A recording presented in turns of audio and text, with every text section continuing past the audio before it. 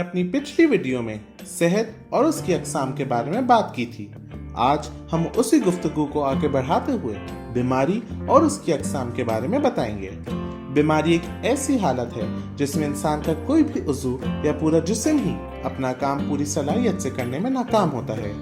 बीमारी को अमूमन 2 अकसाम में तकसीम किया जाता है, जिसमें कम्युनिकेबल यानी लगने वाली बीमारी और नॉन कम्युनिकेबल जो बज़ाहिर एक इंसान से दूसरे इंसान को नहीं लग सकती शामिल हैं। दुनिया भर में हर साल 40 लाख अमवात होती हैं। इन बीमारियों में टीबी, HIV, टाइफॉइड और हेपेटाइटिस जैसे अमराज शामिल हैं। ये बीमारियां वायरस और बैक्टीरिया जैसे मुख्तलिफ जरासीमों के जरिए कई तरीकों से एक इंसान से दूसरे इंसान तक फैल सकती हैं। इनमें से सबसे अहम तरीका डायरेक्ट कांटेक्ट है, जो किसी बीमार इंसान के करीब होने के सबब होता है। इस तरीके से टीबी, फ्लू और कोरोना जैसी बीमारियां फैल सकती हैं।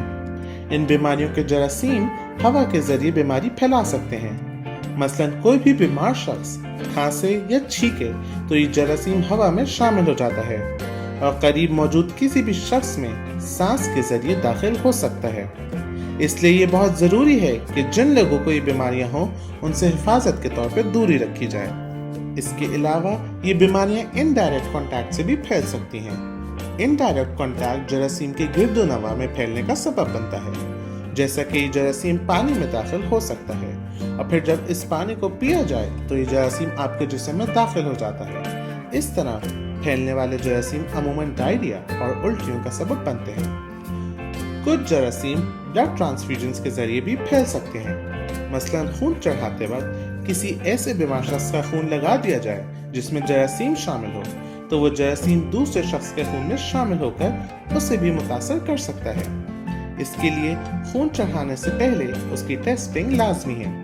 खून के जरिए हेपेटाइटिस बी, हेपेटाइटिस सी और HIV जैसी जानलेवा बीमारियां फैल सकती हैं। कुछ जरासीम खाने के जरिए भी आपके जिस्म में दाखिल हो सकते हैं। गोश्त को पूरा ना गलाना, फल और सब्जियों को सही से ना धोना, ये सब भी बीमारी का सबब बन सकता है।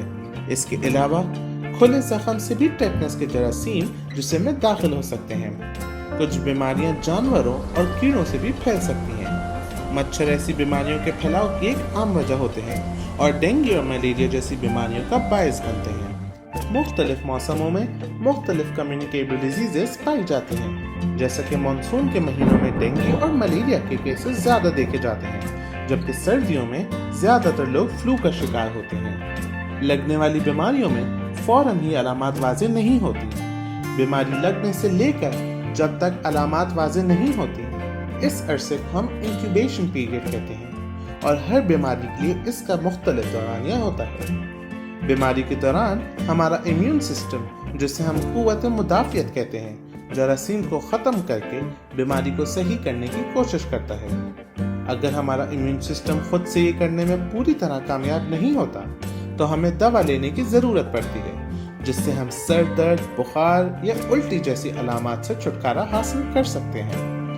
किसी खास बीमारी का खदशा हो तो डॉक्टर टेस्ट भी करवाते हैं ताकि बीमारी के सबब का पता लगाया जा सके। कम्युनिकेबल डिजीजेस आपको अपनी अतराफ से लगती हैं, तो इनसे महफूज रहने के लिए बचाव की तरकीबों पर अमल जरूरी है।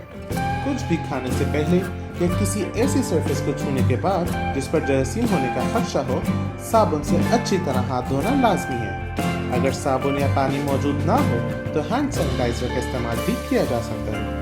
खाना बनाते वक्त ख्याल रहे कि सारे बर्तन और खाने का सामान जैसे कि फल या सब्जी अच्छी तरह धुले हुए हों।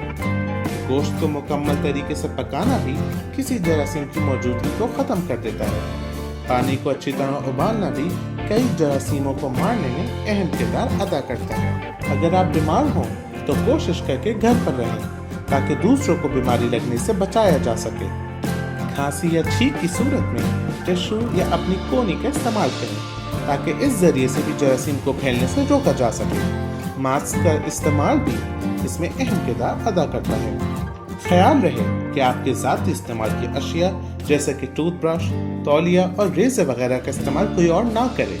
सिरिंजेस या सुई वगैरह को एक दफ़ा इस्तेमाल के बाद सही तरीके से फौरन फेंक दिया जाए। आखिर में कई बीमारियों के लिए वैक्सीन मौजूद हैं जो आपके क़ुव्वत मुदाफ़ियत यानी इम्यून सिस्टम को मजबूत करके आपको उन बीमारियों से तहफ़्फ़ुज़ फराहम करती हैं। इस वीडियो से मुताल्लिक़ कोई राय या सवाल हो तो कमेंट करके हमें आगाह करें। मज़ीद जानने के लिए हमारी वीडियोस देखते रहें।